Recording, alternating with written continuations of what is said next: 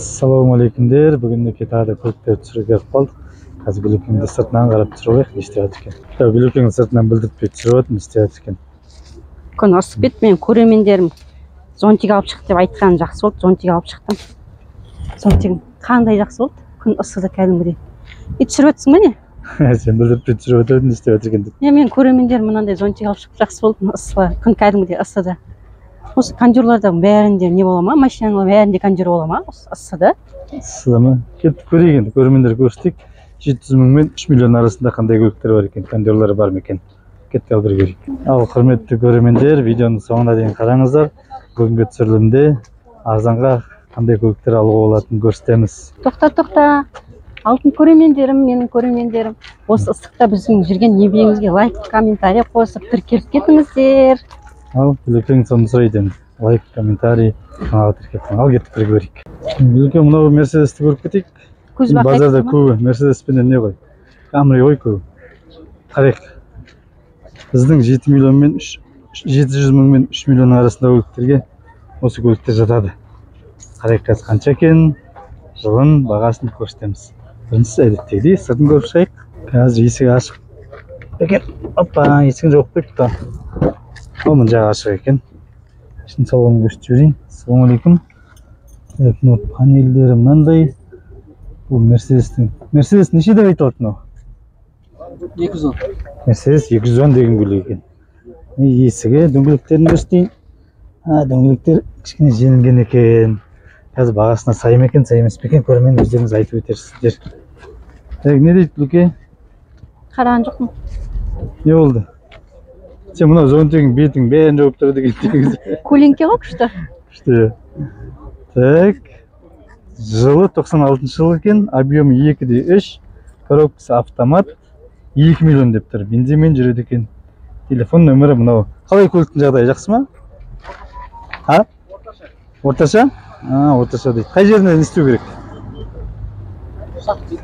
Ұсақ тек кузовының жұмыстары ма? Ходовой мотор жақтар әңгіме жоқ па? Жақсы ма? Минетте кете бере ма?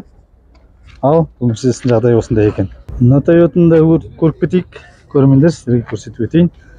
Сыртқы жағдайымен танысайық. Мына қарашы көрермендер. Мына сатушылар есіктерін бәрін жауып қояды. Құрметті сатушылар, сіздер көріп отырсаңыздар, есіктеріңізді ашып қойсаңыздар жақсы болар еді.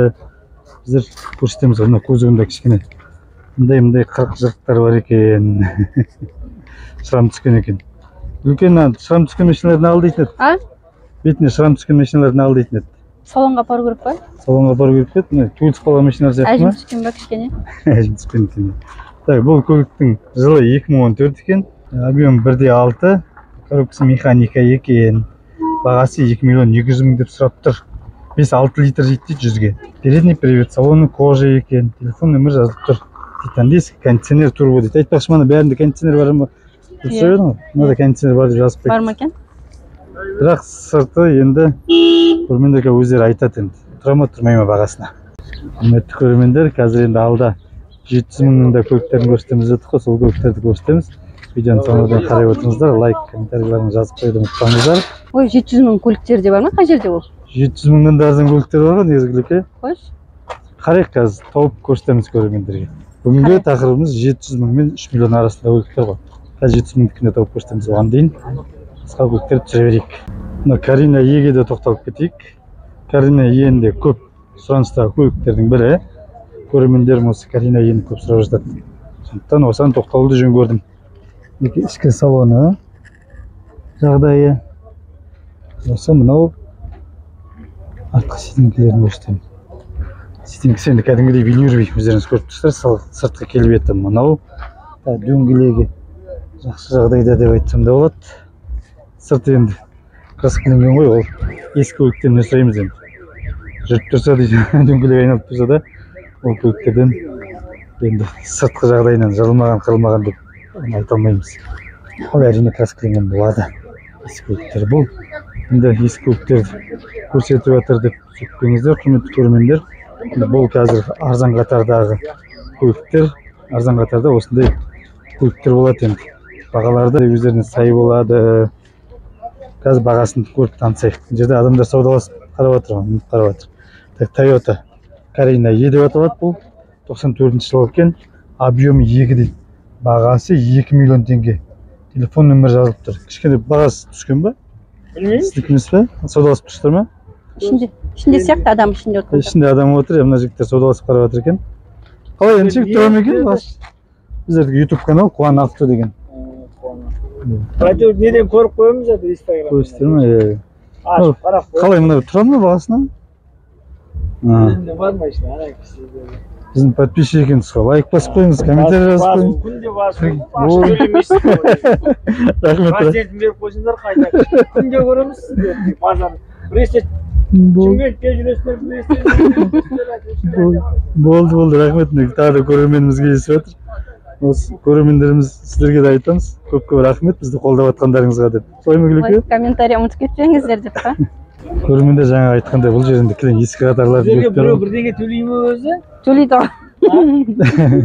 Сіздердің лайк басқандарыңыз, көрсетейінші сізді. Сіздердің лайк басқандарыңыз, комментарий жазғандарыңыз біз соған риза боламыз.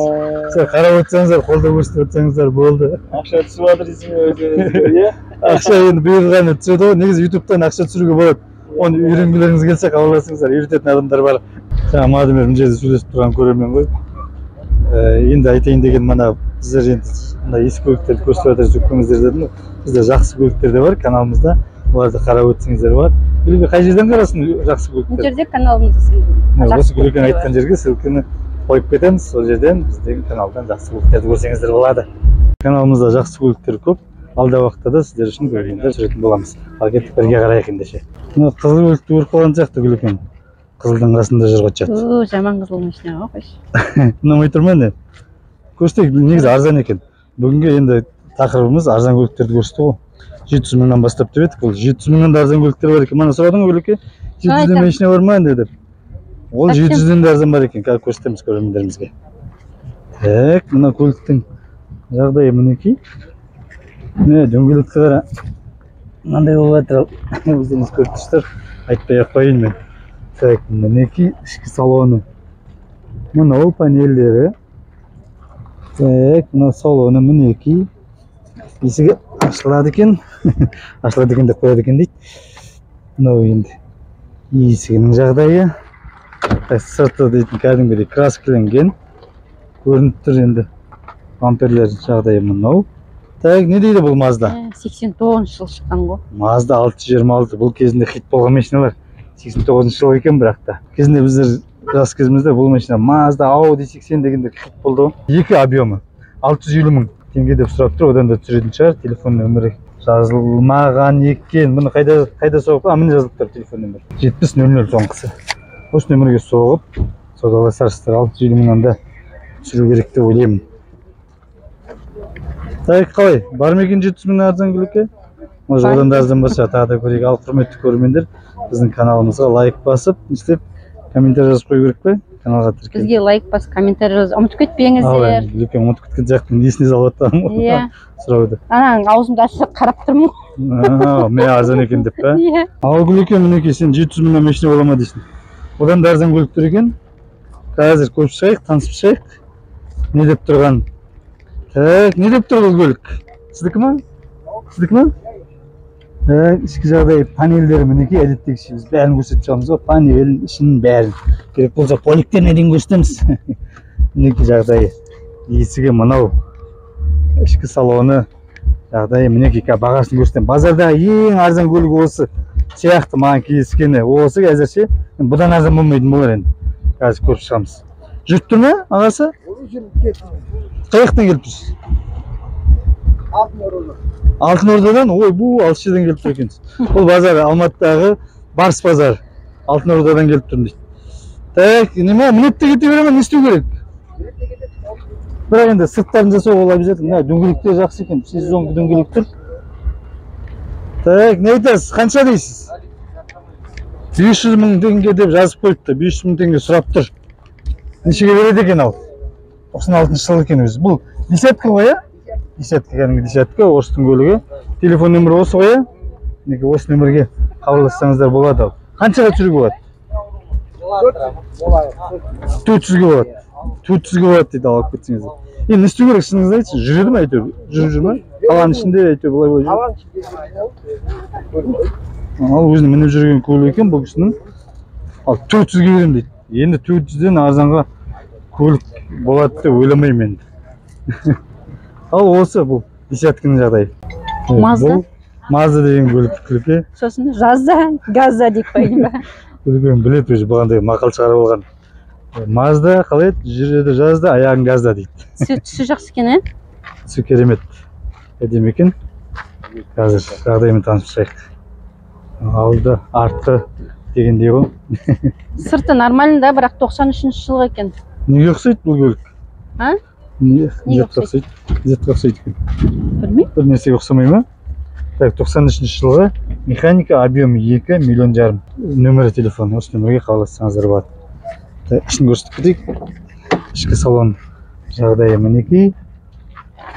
Салонның іші мынау. Так, немен қаптап қойған. Нет, шиқолдарменен поликтері.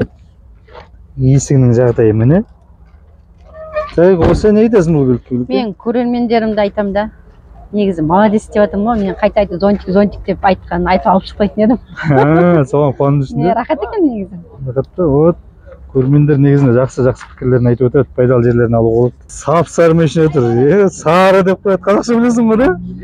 Білем дейді. Ал айтшы өз машинаңды мақтап. Кетіп жатсақ, мынау дейді, керім машина, әдемі машина деп айтып жатыр да. Сосын көрсетіп жатқаным ғой. Ренжімейсіз ғой, бетіңізді сізді көрсетіп жатырмын ғой. Так, мынау автомат деп жазып қойыпты, үлкен қылып. Қазір бірінші сыртымен танысып өтейік. Жағдайыменен. Так, бұны туфлидің суретін салып қойыпты, яғни әйелдерге арналған, или немесе әйел айдаған болу керек бұл көлік. Неге әйелдерге? Әйел айдаған сияқты. Жаңа айтып отыр ғой. Әйеліңізге мына машина жақсы деп өзі айтып отыр да. Іші міне, ішіне күшті шығарып қойыпты ғой. Қарашы көлікке ішіне қарашы. Бірақ ескі көлік бұл енді саған бармайды. Рөлдері бәрін күшті алып жылтыр байлап қойған ба? Тап-таза алып қойыпты, чехолдарын ауыстырып дегендей. Поликтер мынау. Так, есігінің жағдайы мынау. Так, не дейсің ал? Көлікке мына машинаға. Не деген машина өзі? Mitsubishi. Спецруннер дейді. Mitsubishi 96 жылғы. Объем 1,8 автомат. 2 миллион 750 мың дейді. Саудасы бар деп қойыпты. 100-ге 8-9 литр жейді дейді. Алдыңғы привод. Пробег родной дейді. Телефон нөмірі жазылып тұр мінекей. Автоматты үлкен қылып жазып қойыпсың. Мұндайлар көбіне не бола ма? Механик бола ма көбіне? Бұл не ма? Әйел адамның көлігі ма? Қой. Сыртында туфлиін жүріп тұр екен, сосын ойлағаным ба? Женский машина ғой. Әйелдерге арналған деген ба? Қалай, жақсы ма екен? Тура осындай болған дейтін әксі. Осындай болған. Жақсы көлік пе? Айда бола ма? 7 жыл айдадым ғой. Дәгенсі дептің бе? Дәгенсі тұрғанша? Негізі ескі көліктер қай жоқ еді? 96 дейді. Қанша деп тұрсың? Так, мінекейден келейін. 1,5 миллион берілсе бе? 1,5 миллионға мынау қанша деп тұр? 2750 дейді. Қашан саттыңыз? 1,5 миллион қашан саттыңыз? Bir ay болды ғой. 1 ай болды? 1,5 миллион сатып жібердім дейді ал мұндай машинаны. Енді өкініп жүрмін ғой. Арзан беріп жіберген болар енді, сондай кездеседі. Қарап жүрсең базарда да кездеседі ондай арзан машиналар. Ал осы жағдай Mitsubishi. Мына кісілер сияқты қалпақ алып алуым керек сияқты менде. Көліктің зонтигі алып, мен қалпақ алуым керек сияқты. Міне Грантаны чек сөйтіп әдемілеп жақсысын істеп қойған екен. Көрейікші. Бұл да 3 миллионға дейін көлік. Қазір бағасын көреміз. Жан жақтағы. Не істеген? Әдемілеген? Спортивный қылып жасаған ба? Сіздікі ма? Гранта Спорт. Гранта Спорт деген машина екен дейді. Жақсы жасаған да? Негізі тұра ма бағасына? Бағасына тұра ма? Да? Мінеке дөңгелегіне дейін. Бәрін сықып шекшетіп қойып, сосын көзіме түскесін түсіріп атқаным ғой. 2014 жылы екен бірақ. 1,6 объемы 2 миллион 900 мың сұрап тұр. Телефон нөмірі анекі. Бағасына тұрады, бірақ жүргізіп айдап қарау керек дейтін ауылдар айтады, машина қарап жүрген балдар.